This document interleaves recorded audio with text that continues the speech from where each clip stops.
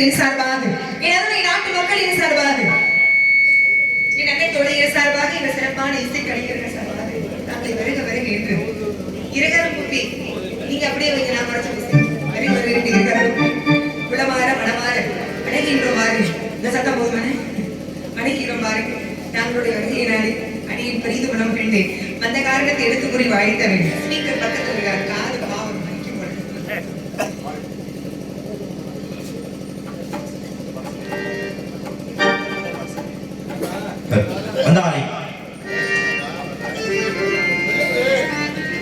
வந்தாரை வரவேற்பதும் வந்தாரை வாழ வைப்பதும் தமிழுடைய மாண்பு. அந்த மாண்புக்கு என்றபடி நல்ல வரவேற்பு. வரவேற்படங்கி உங்களை வாழ்த்துவது என் கடமை. இதோ என் வாழ்த்து. ஒரு அன்பளிப்பு சேதுராமன் பொன்னமான அவர் சொன்னோன்னு கொஞ்சம் ஆச்சரியமா இருந்துச்சு. ஏன்னா அது என்னுடைய தாத்தா பாட்டியோட பேர் சேதுராமதாசன் அப்படிங்கிறது என்னுடைய நாடக ஆசிரியர். ஆமா, எங்க ஐயா அவருடைய பெயரை சொல்லி அவருடைய ஆசி கிடைக்கும் எண்ணமாக அவருடைய ஆசீர்வாதம் தான் இன்னைக்கு மேடையில நான் நிக்கிறது. எல்லாமே முன்னோர்களுடைய ஆசீர்வாதம், முன்ஜென்ம பூஜா பலன். அதுதான் அந்த வகையில ஆமா, துணைராஜ நடிகர், மிகச்சிறந்த துணைராஜ நடிகராக எப்பொழுதுமே ஒரு நட்சத்திரமாக, சிறந்த நட்சத்திரமாக விளங்கக்கூடிய அவருடைய பாடல் எல்லாமே நான் சொல்லணும்னு அவசியம் எல்லாருக்குமே தெரியும். அதனாலதான் சிறப்பு கலைஞராக இங்கே வருகை இருந்திருக்கிறாரு. ஆமா, நாடகத்தை தாண்டி ஒரு சிறப்பு கலைஞராக ஒரு வருகை தருவது அப்படிங்கிறது மிகச்சிறந்தது. அந்த வகையில இங்கே வருகை இருந்திருக்கும் துணைராஜ நடிகராக இங்கே நடித்து சென்ற அன்பு அண்ணார் ராதாகிருஷ்ணன் அவர்கள் சார்பாக வழியாகி எனக்கும் எங்களுடைய இசை கலைஞர்களையும் பாராட்டி வாழ்த்தி அன்பளிப்பினை வாரி வழங்கியுள்ளார். அவர்களுக்கு என் சார்பாக எங்களுடைய இசை கலைஞர்கள் சார்பாக மனமார்ந்த நன்றியை தெரிவித்துக் கொள்கிறேன். நன்றி.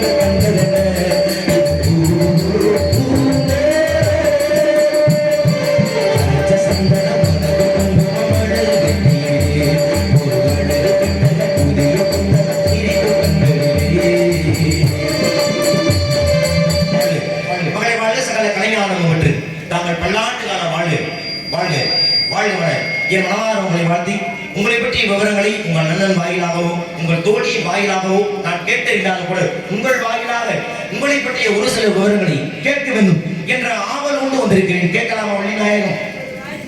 சிறப்பான ஒரு வாழ்த்து. அவர் சொன்னார் இவர் சொன்னார் என்று நம்முடைய பகுத்தறிவை சிதறவிடாமல் இவர் சொல்லாமல் இருந்தாலும் பகுத்தறிவை கேட்டியவரை அறிந்து ஆராய்ந்து தெளிவாக பேச வேண்டும் என்பது மிக அவசியம். அதனால எப்பொருள் எத்தன்மை ஆயினும் அப்பொருள் மெய்ப்பொருள் காண்பது அறிவு என்பது அறிய வள்ளுவருடைய வாக்கு. ரொம்ப அழகா சொன்னீங்க. அவங்க சொல்லி இவங்க சொல்லி நான் நம்ப தயாரா இல்ல.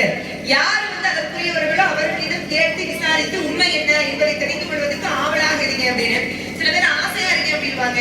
ஆனா இந்த இடத்துல ஆவலா பொருந்தும் அப்படின்னு நான் நினைக்கிறேன்.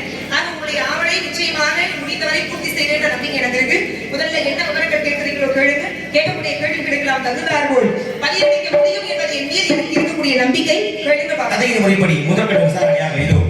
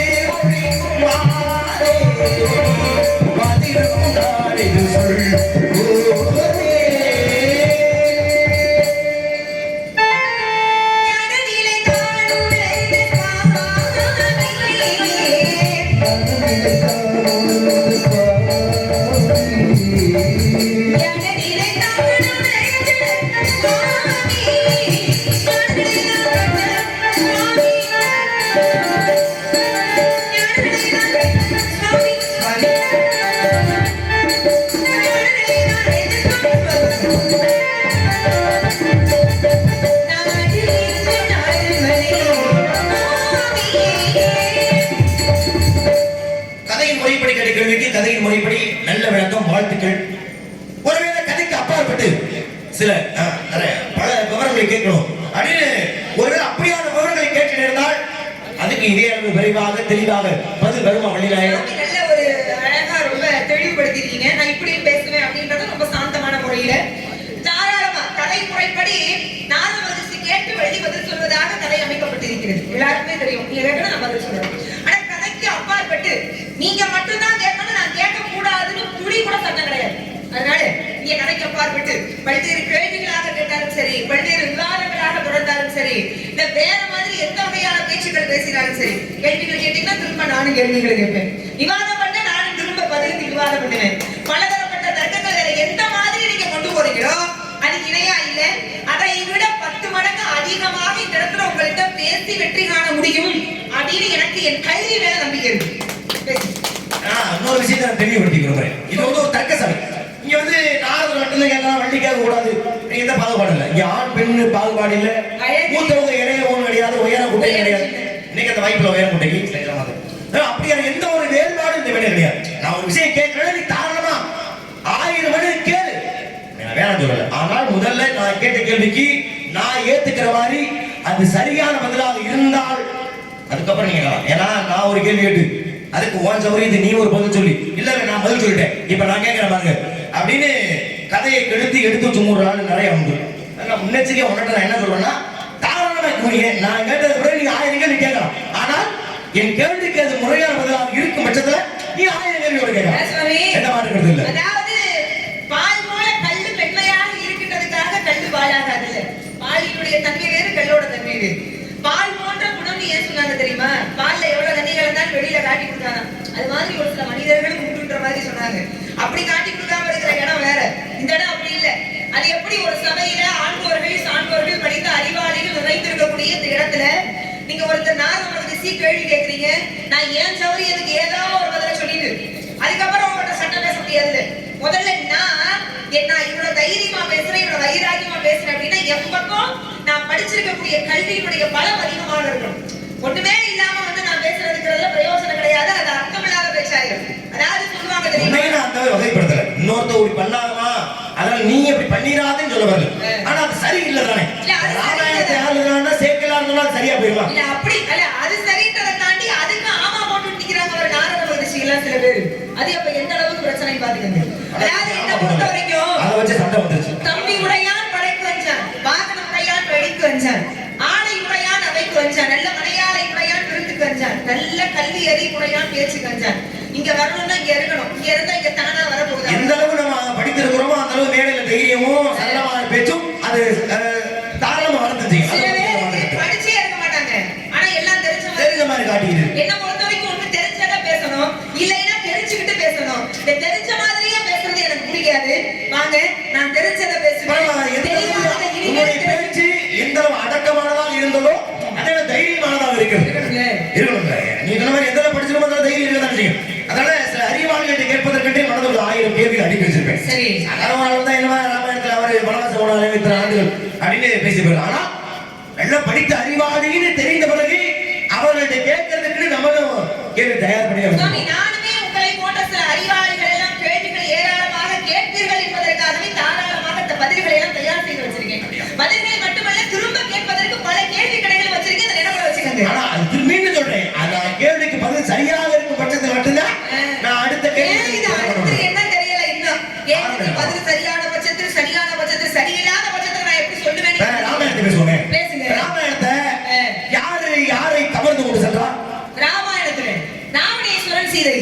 கவனத்தோட சார் எங்க கொண்டு வச்சிருந்தா அசோகவனத்துல இலங்கையில் உள்ள அசோகவனத்துல. இப்ப எல்லார் மாதிரி ராவணன் வந்து சாதாரண ஒரு அசுரனாகத்தவன். சரி. ஆனா அளப்பரிய சிவபக்தன். அவன மாதிரி சிவபக்தர் வாங்க முடியாது. ஆனால் எந்த அளவுக்கு சிவபக்தி அவனிடம் இருந்ததோ அதே அளவு ஆணவம் இருந்தது. ஆமா. அந்த ஆணவத்துக்கு எல்லாம் பக்தியோடு இருந்தும் அழிந்ததற்கு காரணம் நான் என்ற ஆணவம் தான்.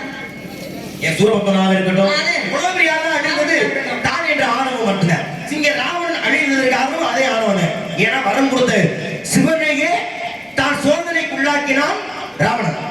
சிவன் வந்து வரம் கொடுக்கிறார். 10 மலையில தூக்கக்கூடிய அளவு தோல் விலையை அவனுக்கு தரப்பான்னு வரம் கொடுக்கிறார். சரி 10 மலைக்கு இணையான ஒரு மலை எங்க இருக்கின்ற பொழுது சரி சிவன் கூடிய மலையை தூக்கி பார்ப்போம் அப்படின்னு சொல்லி சிவன் கூடிய மலையவே தூக்கினார். அப்புறம் சிவன் அமுக்குனாது கை புதஞ்சிச்சு. அது வேற. அது என்ன மலை தெரியுமாமா? நல்லா இருக்கு எனக்கு கேள்வி. ஏன் நல்லா இல்லைன்னா கூட நீ சொல்லித்தான் ஆகணும். நல்லா இருக்குல்ல? இல்ல கேள்வி நல்லா இருக்கு நல்லா இருக்குன்றத தாண்டி இல்ல நான் கேக்குறேன் உங்கள்ட்ட ஒரு கேள்வி கேட்டிருக்கேன். ஒண்ணு பதில் சொல்லு. எனக்கால சிரிப்பு என்ன வேண்டிய சிரிச்சாலே எனக்கால சிரிப்பு. என்ன ஒரு கேள்வியோட பதில் சொல்லுமா? அப்புறம் நான் ஒரு சிரிப்பு சிரிக்க வேண்டியது வந்து மேடை நாகரிகம் அல்லவா? சரி எதுக்கு சிரிச்ச அதையாச்சும் சொல்லு. பெண்ணுக்கு அழகு சின்னது. நீங்க கேட்டிருக்கிற விஷயங்கிறது ராமணேஸ்வரன் வந்து பெயர்க்க முயற்சி செய்த மலை எது அப்படின்னு பெரும்பாலான மக்களுக்கு தெரிந்த கேள்விதான் அது. அதை நீங்க ஒரு கேள்வி கிடையாது கொடுக்கும் பொழுது இதை வந்து இவர் எப்படி நம்ம கிட்ட சோதிக்கிறதுக்காக கேட்கிறாரா இல்ல இதெல்லாம் கூட அந்த பிள்ளைக்கு தெரியுமா இல்லையான்னு கேட்கிறாரான்ற ஒரு எண்ணத்துல அப்படி கிடையாது. அதுக்கு நீங்க வந்துட்டு சிரிப்பது என்பது மேடை நாகரிகம் அல்லன்னு யாரும் சொல்லலையே. அப்படி இல்லமா மேடை நாகரிகம் அல்லாதது ஒரு விஷயம் நீங்க என்ன புரிஞ்சுக்க. ஒரு கேள்வி கேட்கும் பொழுது அது இருமா நீ செஞ்சதுக்கு தான் எதிர்க்கிறது இல்ல அப்படி இல்ல அதுக்கு தான் பதில் சிரிக்கிறா. பதில் சொல்லி சிரிச்சுக்க. மாடல்லையே இருக்கு. இதெல்லாம் ஒரு கேள்வியான மாதிரி நீங்க நல்லா தெரிஞ்சுக்க. இப்ப நான் கேட்டேன் நீங்க கேள்வியே கிடையாது. எடுத்த உடனே ஒரு கேள்வியை போட்டு கேட்கறது எனக்கு விருப்பம் கிடையாது. நம்ம ஒரு கேள்வி கேட்க போறோம்னா எதிராளி அது சம்பந்தமா படிச்சிருக்காங்களா அப்படின்றத பார்த்துட்டு அதை பத்தியே படிக்கணும்னா அப்புறம் பேசி பிரயோஜனம் இல்லையா? அதை பத்தி படிச்சிருக்கான்னு கேட்கறது சாதாரண ஒரு கேள்வி. இது சாதாரண கேள்விதான். உனக்கு தெரியும் எனக்கு தெரியும் பார்க்க மக்களுக்கு தெரியும். இது என் கேள்வியா? கேள்வியாகவோ இல்ல நீங்க எனக்கு போட்டிக்காக இதை சொன்னாதான் அப்படின்ற மாதிரி கொண்டு வந்து வைக்கிறீங்க நான் நினைக்கிறேன். இந்த சிரிப்புக்கு பல காரணம் இருக்கு. நான் முதல்லயே சொல்லிட்டேன். ராமாயணம்னு எடுத்துக்கிட்டோம் அப்படின்னா ராவணனை பற்றி முதல்ல சிவபெருமான தெரிஞ்சிருக்குன்னா சிவபெருமான் வாழக்கூடிய இடத்தை பத்தி தெரிஞ்சிருக்கணும். அது படிக்காம யாரும் வர முடியாது. அது ஒரு கேள்வியா நீங்க கேட்கும் போது ஒருவேளை வந்து நான் தெரிஞ்சு இதெல்லாம் இந்த சின்ன சின்ன விஷயங்கள்லாம் சில நேரத்துல வரப்போகும் இல்ல தெரியாம இருக்கும். அப்ப என்ன ஆகும் தெரியுமா? இவ்வளவு படிச்சிருக்க இந்த சின்ன விஷயத்துக்கு பதில் தெரியுது அப்படின்ற மாதிரி ஆயிடும். அந்த மாதிரி என்ன கேட்கிறீங்களோன்னு சிரிச்சேன். மற்றபடி என்னைய பொறுத்த வரைக்கும் நாகரிகம் அல்லாத தன்மை எது அப்படின்னா ஒழுக்கமற்ற பேச்சு ஒழுக்கமற்ற நடவடிக்கை என்ன வார்த்தைகள்ல மரியாதை தேவையற்ற இடத்துல சிரிக்கிறது நடத்தையில் அதெல்லாம் நடிப்புங்கிறது நாடகம் என்பது இயலிசை நாடகம். இங்க வந்து சிரிக்கிறது உரைக்கிறது அதன் பிறகு பேசுறது அபிநயம் பண்ணுவது பார்க்கிற மக்களுக்கு இதுல நீங்க பதில் சொல்லு. அடுத்த இடத்துக்கு போ. நான் ஒரு கேள்வி கேட்க போனேன். அப்படியெல்லாம் இல்ல. முதல் கேள்விக்கு சிரிச்சு அப்படியே நழுவிட்டேன்னா அப்புறம் அடுத்த கேள்வி எப்படி கேட்கறது? இப்ப நான் சிரிச்சேனோ சிரிச்சுட்டு பதில் சொல்ல மாட்டேங்கண்ணா பதில் தெரியாதுண்ணா. இதுக்கே ஒரு நேரம் எடுத்தா நான் நிறைய விஷயம் பேசணும் ஆர்வம் இருக்கு. நீங்க தான் பேசுறீங்க. கொஞ்சம் இருங்க. சிரிப்புங்கிறது நீங்க பிரச்சனையா பேசாதீங்கன்றேன். உனக்கு இது பதில் திருப்பி நீ வேற கேள்வி உனக்கு எனக்கு அந்த பஞ்சாயத்து எப்படி உங்களுக்கு சும்மா பதில் சொல்லப்ப அதை எப்படி விட்டுட்டு போக முடியும்? அடுத்தடுத்து நான் போறதா இல்லையா? பாட்டுலே இருக்கு கம்பர் பாடின பாட்டு. நான் முதல்லயே வந்து சொன்னேன் எல்லாம் கையில இருக்கிறதா ஒண்ணுதான் போச்சுன்னா கைலாச நாடி போகணுன்ற மாதிரி பெருமான் இருக்கக்கூடிய மலையே கைலாய மலை தான் எல்லாருக்கும் தெரியும். அதனால கம்பரை எழுதுகிறார். வெள்ளருக்க ஜனமுடியில் வெறுப்படுத்த திருமேனி கேளும் கீழும். வெறுப்புனா கைலாய மலை. வெறுப்புன்னு ஒரு பெயர். வெறுப்புனாலே மலைன்னு தான் பொருள். ஆக அப்படி ராவணேஸ்வரன் தன்னுடைய ஆணவத்தால் அசைக்க முற்பட்ட மலை எதுனா கைலாயம். அதானே கைலாயமலை தானே. ஒரு வார்த்தையில முடிச்சுக்க. அதுக்கப்புறம் இவர் அமர்ந்த மலை அவர் என் கேள்வி இதுவே கிடையாதுமா. அதை புரிஞ்சுக்க முதல்ல. நீங்க இப்ப பிள்ளையார் சொல்லி போட்டிருக்கீங்க. கேள்வி இல்லைன்னு சின்ன விவரமா அதே மாதிரி உன்னால தொடர்ச்சி பண்ணிட முடியுமா? சரி நான் பிள்ளையார் சொல்லி போட்டுட்டேன். இதுல நீ எப்படி தொடர்ச்சி பண்ணுவ? பிள்ளையார் சொல்லியே முதல் எழுதி பாக்குறது தான் போடப்பட்ட சுழியம். முதல்ல ஓலைச்சுவடிகளை எழுதும் பொழுது ஏன் பிள்ளையார் சொல்லி போட்டாலும் முதல்ல ஒரு வட்டம் போட்டு கீழே கோடு போடுவாங்களாம். ஏன்னா ஓலை கிளியாம இருக்கா சரியா எழுத முடியுதா ஓலை பக்குவப்பட்டுச்சான்னு பாக்குறதுக்கு. அப்படி வட்டம் போட்டு கோடு போட்டதை தான் அதன் பிறகு அது பிள்ளையார் சுழியாக மாறியது அப்படிங்கிறது ஓலைச்சுவடி எப்படி உருவானதுன்ற கதை சொல்லுது. பிறகு நான் கேட்கிறேன் உங்களை ராவணேஸ்வரன் நீங்க ஆரம்பிச்சீங்க ராமாயணத்தை நல்லா கேட்டுக்கங்க. நான் உங்கள்ட்ட கேட்கக்கூடிய கேள்வி என்பது சம்பந்தப்படாத கேள்வி அல்ல. வேறு ஏதோ ஒரு விஷயமே கிடையாது. நீங்க என்ன கேட்டிருக்கீங்களோ என்ன பேசுறீங்களோ அதுக்குள்ளேயே தான் என் கேள்வி இருக்கும். சரியா? இப்ப நீங்க தான் சொன்னீங்க ராவணேஸ்வரன் சீதையை கவர்ந்து சென்றார், இலங்கையை வைத்திருந்தார், இதெல்லாம் சரிதான். ராவணன் என்ன பண்ணாரு தெரியுமா?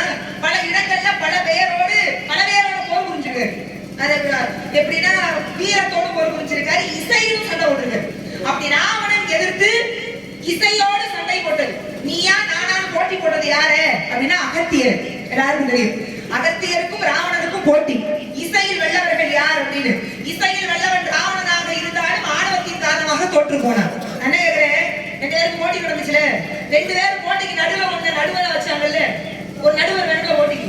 அப்படி நடுவராக ஒரு மலையை வைத்தார்கள்ல, என்ன மலை? இந்த பேச்சு இந்த வகையில போகணும் நான் எதிர்பார்க்கல. சொல்றேன், நான் ஒரு சாதாரண கேள்வியை கேட்டு அதுக்கப்புறம் ஒரு பெரிய கேள்வி என் மனதில் அந்த பெரிய கேள்வியை நான் வச்சிருக்கேன், அதை உங்கள்கிட்ட கேட்கலாம்னு எடுத்து வந்தேன். ஆனா நீ அதுக்கே சிரிச்சு ஒரு மாதிரி ஆனதுனால, ஆனா இப்ப என்ன பண்றேன், நான் பதில் சொல்லிட்டேன் நீ கேட்ட கேள்விக்கு, இப்ப நான் கேட்கிறேன் பாருங்க அப்படின்னு அதை ஒரு கேள்வியை எடுத்துட்டு போறதுல அது என்ன வகையான நியாயம்? அப்ப உங்களை பொறுத்த வரைக்கும் இது கேள்வியா? ஆமா, அது எது? என்ன பொறுத்த வரைக்கும் இது கேள்வி இல்ல. உங்களை மாதிரி எனக்கு அப்ப நான் கேட்ட உனக்கு கேள்வி இல்லையா? போறவங்க சொல்ல வேண்டியது நம்ம கையாய் பண்ணிட்டு அப்புறம் இதுக்கு அந்த நிப்பாட்டி ஒரு சிரிச்சு நான் சிரிச்சதை நீங்க பெருசா பேசுறீங்க பாத்தீங்களா? இந்த இடத்துல நிக்க வேண்டிய நான் பாடுனேன் அப்படி சிரிச்சுக்க வேணாங்கள, இல்ல உன்னை வாழ்த்துறேன் அப்ப சிரிச்சுக்க வேணாங்கள, ஒரு கேள்வி கேட்டிருக்கேன் அதுக்கு சிரிச்சா அது என்ன வகையிலங்க? எப்படியா வச்சுக்கோங்க. சரி, நீ ஒரு இடத்துக்கு வந்துட்ட. ராவணனுக்கும் அகத்தியருக்கும் போட்டி. ஏன்னா இசையில் ஆக சிறந்தவன் யார் அப்படின்னா அவனுக்கு வீணை கொடியும் ஒரு பேரை உண்டு. ஏன்னா தன்னுடைய போரில் கூடிய தேர்கொடியில வீணை சின்னத்தை வைக்கிறதா. அப்ப இசையில ஆக சிறந்தவன் யார் அப்படின்னா அது அகத்தியன் சரி, ராவணன் சரி, ஆக சிறந்தவர்கள். ஆனால் அப்படி இருவருக்கு நடைபெற்ற அந்த வீணை போரிலே எதை நிபந்தனையாக வைத்தார்கள்? இது ஒன்ன பொறுத்த வரைக்கும் சின்ன கேள்வியா, ஆனா அது என்ன அப்படின்றது உங்களுடைய கேள்வி. அப்படிதானமா? சரி, அகத்தியர் போட்டியா?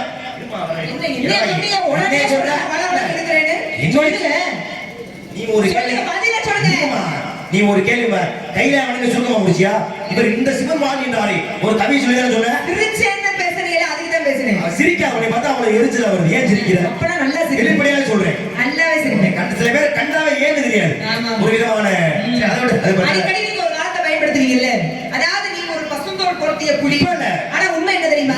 50 பசுந்தோல் பொருத்திய புலியே நல்லவர் மாதிரியே நடக்கிற ஒரு தீயவன். அப்ப ராவணனுக்கும் அகத்தியருக்கும் நிலையாக ஒரு போட்டிக்கு நிபந்தனையாக வைக்கப்பட்ட மலை என்ன மலை தான் கேள்வி. அதான் விந்திய மலை போதுமா?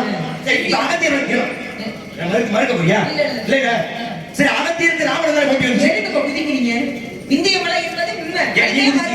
நீ குதிச்சியமா? கையில நான் சொல்லிட்டேன், நான் பாருங்க. ஏன் நீ தப்புற? நீ தப்ப மாட்டேன்னு நினைச்சுட்டா கேள்வியை கேளுங்க. எங்க நீ கேட்க வர்ற? ஏன் உள்ள போகுற? விந்தியோட நிபந்தனை வச்சாங்கல்ல, ஏன் நீயே பதற? அகத்தியருக்கு ராவணனுக்கு போட்டி வந்துச்சு. வார்த்தையெல்லாம் சொல்லாதீங்க, பதறன்ற வார்த்தை எனக்கு பிடிக்காம. அப்புறம் என் கேள்வி நீ கொண்டு சேர விட மாட்டீங்க. சரி சொல்லுங்க. அகத்தியர் வாழ்ந்தாங்க ஒரு மலை. ஆமா, என்ன மலை? அகத்தியர் மலையை பத்தி அந்த கேட்கற நாடு மலைக்கு வரேன். அகத்தியர் சித்தர் தானே? சித்தர் தானே அகத்தியர்? இல்ல, அகத்தியர் சித்தர் தான். 18 சித்தர்களிலே அவர் அகத்தியர் இருக்காரு. அகத்தியர் இல்லையா? இந்த சித்தர்கள் நிறைய பேர் இருக்காரு. இதுல நீங்க அதையெல்லாம் ஒண்ணு கேட்க இருங்க. எத்தனை பேர் இருக்காங்க? நான் போய் கணக்கு எடுங்க. உங்ககிட்ட கேட்கல, நான் பேசுறேன். பதில் சொல்லி கேளுங்க. அப்படி முடியாது, நான் திரும்ப கேட்பேன். பதில் சொல்ல மாட்டேன்னு சொல்றேன். 18 சித்தர்கள்ல பாம்பாடி சித்தர் ஜீவசமாதி அடைந்த மலை எந்த மலை சொல்லுங்க. சரி, அதே 18 சித்தர்ல கோரக்கர் ஒரு சித்தர் இருந்தாரா? ஆமா, இருக்காரா? அவர் சித்தரால பத்தா சித்தர் தானே. அவர் ஜீவசமாதி அடைந்த மலை என்ன மலை சொல்லு. பதில் சொல்ல மாட்டேன். திரும்பி நீங்க நான் அதே இடத்துக்கு வர்றேன். கோரக்கர் சித்தர் தானே, அவர் ஜீவசமாதி அடைந்தார் என்ன பண்ணாரு? சரி, ராமாயணம் இருக்கட்டும், இப்ப மகாபாரதம் இருக்குல்ல, மகாபாரதத்துல பஞ்ச பாண்டவர்கள் இருந்தாங்கல்ல, அந்த பஞ்ச பாண்டவர்கள் சென்று தங்கிய மலை எந்த மலை? யா, சரி, மகாபாரதத்துக்கு வர்றீங்க. இப்ப சீதையை தேடுவதற்காக ஆஞ்சநேய பெருமான் இலங்கைக்கு போகணும். போறது எப்படி போக முடியும்? சும்மா தலையிலிருந்து ஒரு தாவி முடியுமா இலங்கைக்கு? அப்படி செய்யவில்லை ஆஞ்சநேய பெருமான்.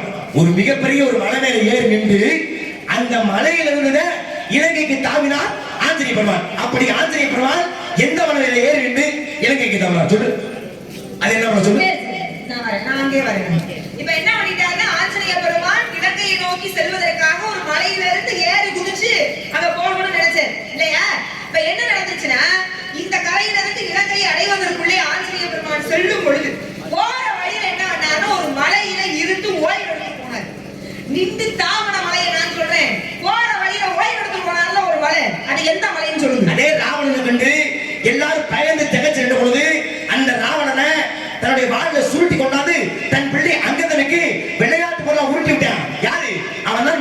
சொல்லக்கூடியவன். அப்படி வீரம் மிகுந்த வாலி உலகத்துல எங்கெல்லாம் போவேன் அவன் போக முடிய இடம் ஒண்ணு கிடையாது. ஆனால் அந்த வாலி கால் வச்சா அவன் சிரசாகப்பட்டது 1008 சுக்கா வெடிச்சுன்னு சாபம் வாங்கியதால ஒரு மலைக்கு மட்டும் வாலி போக முடியாது. அது என்ன மலை சொல்லுவாங்க? சாதாரண மலை. கையிலே மலை முடிஞ்சு போச்சு. கையிலே மலை முடிஞ்சு போச்சு. அதுக்கு ஒரு சிரிப்பு சிரிச்சு சிரிச்சது இப்ப பிரச்சனைக்கு பேசினா அப்படிதான் சிரிப்பேன். நல்லா சிரிப்பேன். பயங்கரமா சிரிப்பேன். வாங்க இருக்க என்ன நீ என்ன கேள்வி கேட்டத முடிக்கலையே விஷயம் முடிக்கலையே. நான் பதில் சொல்ல மாட்டேன். சிரிச்சிட்டேன். நான் சிரிச்சது பொறுக்காம அவருக்கு எவ்வளவு கோவம். யாரு வேணா சிரிக்கட்டும். நீ சிரிக்காதேங்கறேன். சந்தோஷமா இருக்க அதனால சிரிக்கிறேன். உங்களுக்கு என்ன பிரச்சனை? உங்களுக்கு யாருமே நிம்மதியா இருக்க கூடாது, மகிழ்ச்சியா இருக்க கூடாது. அந்த என்ன எனக்கு வாலி போகவே முடியாத மலை ஒரு மலை இருக்கு. சரி இருக்கணும். இது வந்து ராமாயணத்துல தான். அதே ராமாயணத்துல தான் நான் கேட்கிறேன். ராவணனை எதிர்த்து ஒரு பறவை என்ன செய்தது அப்படின்னா சீதையை கடத்தி செல்லும் பொழுது போர் புரிந்தது. நடந்த சண்டையில பறவை இறந்து போச்சு. அது எல்லாருக்கும் தெரியும். அதுதான் சடாயு. இந்த சடாயுக்கு ஒரு சகோதரன் இருந்தாரு. அவர்தான் சம்பாதி அப்படின்ற கழுகு முனிவர்னு சொல்லுவாங்க. அந்த சம்பாதின்ற பறவை தன்னுடைய சகோதரனுக்கு ஈம கிரிகைகள் செய்ய முடியலையே அப்படின்னு வருத்தப்பட்டு ராமர்கிட்ட வேண்டி தவம் பண்ணிச்சு ஒரு மலையை போய். எந்த மலையில சம்பாதி பறவை தவம் பண்ணிச்சு? ராமாயணத்துல சடாயுடைய சகோதரனாக சம்பாதின்ற பறவை. சரி நீ யாரை வணங்குற? நான் முருகப்பெருமான். யாரை இருகோடாக பிளந்தார்? சூரபதுமன் பிளந்தார்ல. ஆனால் அவனுக்கு சூரபத்து மட்டும் மிகப்பெரிய வீரனாக கிடையாது. அவனுக்கு இணையான வீரனாக ஒருவர் இருந்தான். யார் தெரியுமா? அவன தாரகாசுரன் சொல்லக்கூடிய ஒரு மிகப்பெரிய அசுரன். சூரபத்மனுடைய தம்பி.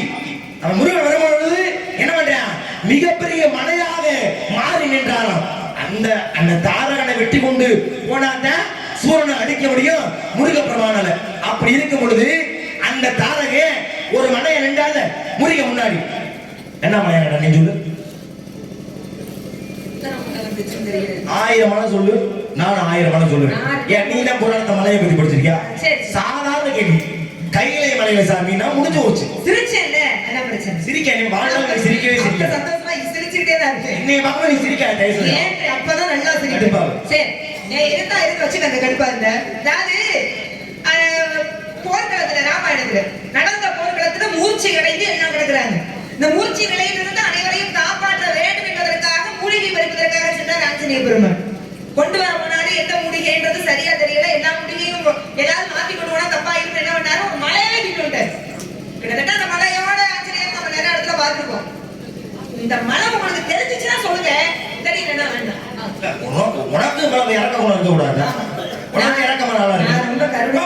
இன்னும் எத்தனை மலைக்கு நீ தப்பு பாக்க. சரிப்பா. அதே ராமாயணத்துல கடலில் பாலம் அமைப்பதற்காக ஒவ்வொரு மலையை உடைச்சு பாலம் கட்டுறாங்க. அப்ப ஆஞ்சநேயர் என்ன பண்றாரு? ஒரு மிகப்பெரிய மலையை கொண்டு வைக்கிறார் பாலம் அமைக்கிறது. ஆனா என்ன சொல்றாங்க? ஏப்பா பாலம் இலங்கைக்கு போயிடுச்சுப்பா. இனிமே யார் யார் என்னென்ன மலை எடுத்தீங்களோ அதை கொண்டு அங்கே வச்சிருங்க. இவர் கொண்டு வைக்கும் பொழுது அந்த மலை வருத்தப்பட்டான். ஏன் ராமனுடைய பாதம் என் மீது படவில்லையே என்று வருத்தப்பட்டதால இந்த பிறவியில என் பாதம் மேல படல. ஆனா அடுத்த பிறவியில என் கரங்களை உன் மீது படும் என்று அடுத்த பிறவியில அதே ராமன் கண்ணனாக பிறந்து சுட்டு வரல அந்த மலையை 7 நாள் தாங்கி பிடிச்சார். ராமாயணத்துல மலையின் ஆசையை நிறைவேற்றான ராமன் அடுத்த அவதாரத்துல கண்ணனா பிறந்து 7 நாள் தூக்கி பிடிச்சாரு ஒரு மலையை. என்ன மலை தெரிஞ்சா சொல்லு பாப்போம். மகாபாரதத்துல கண்ண பரமாத்மா இருக்கக்கூடிய யாதவர்களை காப்பதற்காக ஒரு மலையை தாங்கி பிடிச்சாரு. எங்க? துவாபர யுகத்துல. மகாபாரதத்துல துவாபர யுகத்துல தாங்கி பிடிச்சாருல ஒரு மலையை. அந்த மலை கலியுகத்துல என்ன மலையா இருக்கு? சரி நீங்க வந்திருக்கிறது மகாமுத்து மாரியம் என்ற ஒரு பெண் தெய்வத்துக்காக. அதே பெண் தெய்வம் வராகி என்று சொல்லக்கூடிய ஒரு பெண் தெய்வம். அது உருவாக காரணமும் ஒரு மலை. என்ன மலை சொல்லு? அடுக்கவா? நான் 1000 அடுக்குவா, நீ 1000 அடுக்குவ பஞ்சாயத்துல. ஆனா கேள்வி யாரு பதில் சொல்றது? எந்த ஓடிடுங்க இந்த மலை முடியுது. இன்னும் நீ 6 மணி வரைக்கும் மலையா சொல்லிட்டு என்ன மலை கேட்டா யாருக்கு ஞாபகம் இல்லாம கேட்கலாம் பதில் சொல்லுங்க. 1000 கேள்வி கேட்பது பிரச்சனை இல்லை, பதில் தெரிய வேண்டும். அதுதான் இங்க பிரச்சனை. ஆரம்பத்துல இருந்து வரணும். எந்த மலையில நிக்குது? கைலாய மலை, விந்திய மலை 2 மலையில நிக்குது. அதுக்கடுத்து ஏகப்பட்ட மலை கேள்விகளா இருக்கு. அதுல கேள்வி கேட்கற